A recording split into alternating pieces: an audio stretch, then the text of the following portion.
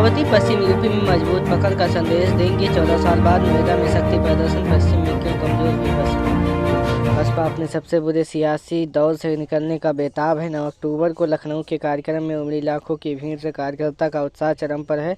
अब बारी देश की राजधानी दिल्ली से सटे नोएडा की है। 14 साल बाद नोएडा में शक्ति प्रदर्शन करने जा रहे हैं। दरअसल साल 2007 के बाद मायावती की राजनीतिक सक्रियता लगातार घटती गई। इसका असर सीट के नंबर और वोट शेयर पर भी दिखा। 2007 में 206 सीट और 30.4% वोट शेयर हासिल करने वाली बसपा 2012 में 80 सीट और 25.9% वोट शेयर पर आ गई।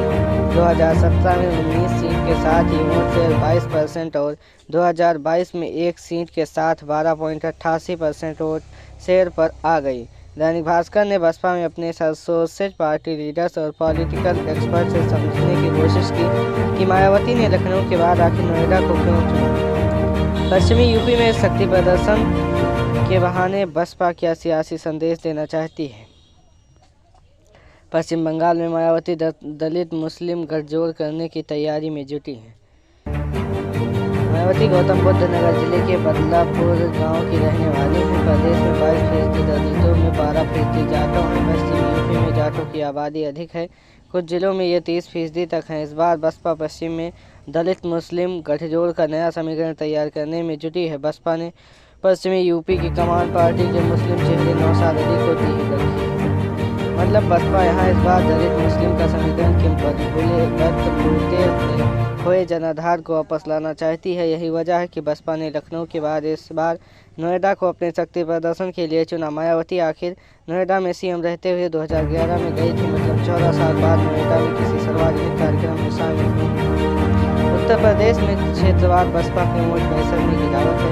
पश्चिमी यूपी 2022 में वोट 10 से 12%, 2017 में 18 से 20%। क्षेत्र है रुहेलखंड। 2022 में वोट 14 से 16%, 2017 में 23 से 25%। क्षेत्र है अवध। 2022 में 13 से 15%, 2017 में 24 से 26%। क्षेत्र है पूर्वांचल। 2022 में वोट है 15 से 18%, 2017 में है 24 से 27%। बुंदेलखंड 2022 में वोट 18 से 22%, 2017 में 28 से 32%। औसतन 12.88, 2017 में 22.23%।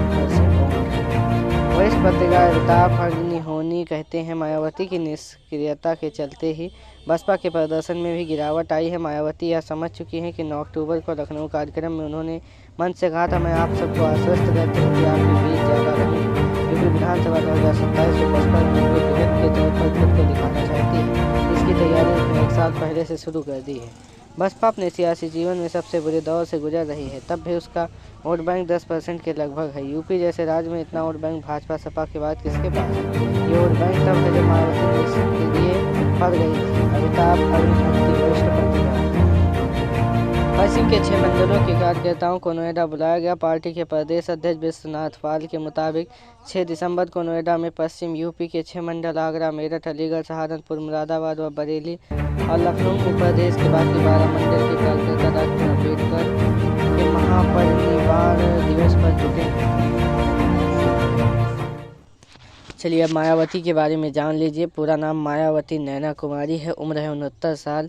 एजुकेशन है लॉ ग्रेजुएट है। काशीराम के कहने पर स्कूल टीचर की नौकरी छोड़कर राजनीति में 1984 में काशीराम की बहुजन समाज पार्टी बीएसपी की मेंबर बन गई।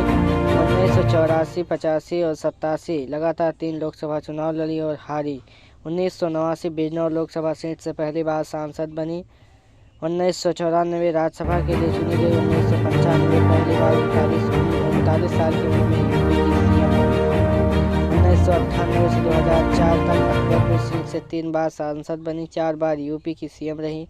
3 जून 1995, 18 अक्टूबर 1995, 21 अप्रैल 1995, 21 सितंबर 1997, 3 मई 2002, 29 अगस्त 2003, 13 मई 2007 से 15 मार्च 2012 तक किन पार्टियों के साथ गठबंधन रहा।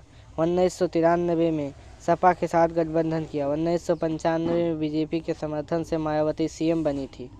1997 और 2002 में भी बीजेपी के समर्थन से ही सीएम बनी।